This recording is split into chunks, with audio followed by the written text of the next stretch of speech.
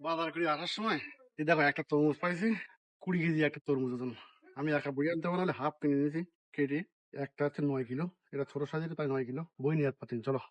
তাও তো আমার হেল্প করতে হচ্ছে। হ্যাঁ, কি করবো এত বড়? হুম, ওরে বাবা, রোদ্রু এই কেমন দেখো লাগছে? রোদে এই পাশে পুরো চাকরি গরমই লাগছে পাশ। হুম দেখো রোদি গাছগুলো বলছে যে আমাদের একটু গোড়ায় একটু পানি দাও, পানি দাও। কিরা পানি দেবে না কয়? আজকে ছিল বুধবার, হুম আগামীকাল থেকে আবার তো ডিউটি শুরু। নতুন কুড়ি কাটা শুধু বাইরে বাইরে কেনাকাটা আর কেনাকাটা, মার্কেটিং মার্কেটিং করে পাগল হয়ে যাচ্ছে। বাড়ি যেতে না তোমার কি কাজ? বাড়ি গিয়ে আজকে ইলিশ মাছ বের করে গেছি, ইলিশ মাছ আজকে, ইলিশ মাছ দিয়ে সর্ষে দিয়ে আজকে ভাবা পারবো। কে করবে?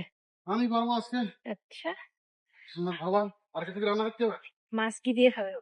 লাল মাছ দিয়ে শাক। ভাত, লাল শাক রান্না করছে। ডাল শাক, চিংড়ি মাছ দিয়ে চিংড়ি, হুম, চিংড়ি মাছ দিয়ে ভর্তা খাবো তুমি করো। না?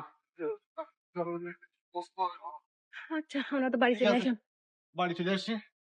বাড়ি থেকে কি বলতে সব চাবি আমার কাছে আছে। আমাদের